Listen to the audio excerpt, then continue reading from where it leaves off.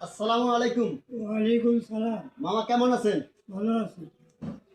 হয়তো তোমার সাথে দুই চারটে কথা বলবো। বলেন। তোমার ছেলে মেয়ে কয়জন? ছেলে মেয়ে দুইজন। কোথায়? মেয়ে থাকে ঢাকায়। ছেলে?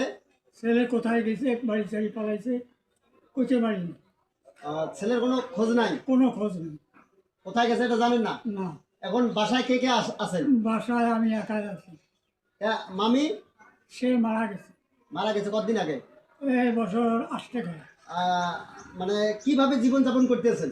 এই খান দান কে পাক করে? খান কোথায়? খাওয়া দাওয়া হয়তো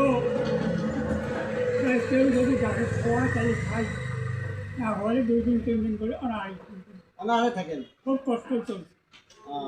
তবে বাজারে খাই, জি জি, নাস্তা পানি করি, এই অবস্থায় করি। তবে যখন বয়স ভালো ছিল তখন তখন সবাই ভালোবাসিছে, সবাই ভালোবাসিছে, মানে এখন আর কেউ আমাকে তুই কথাটাও কয় না। বুঝছি। প্রিয় দর্শক দেখেন মামা কি বলতেছে, মানে এই কারণে আমিও বলি যে একদিন যারা ছিল তোমার প্রচন্ড ভক্ত, এখন তোমায় দেখলে তাদের লাগে বিরক্ত। ঠিক আছে, ঠিক আছে। তারা দেখলে বিরক্ত মনে করে হ্যাঁ, এই সরে লাগে।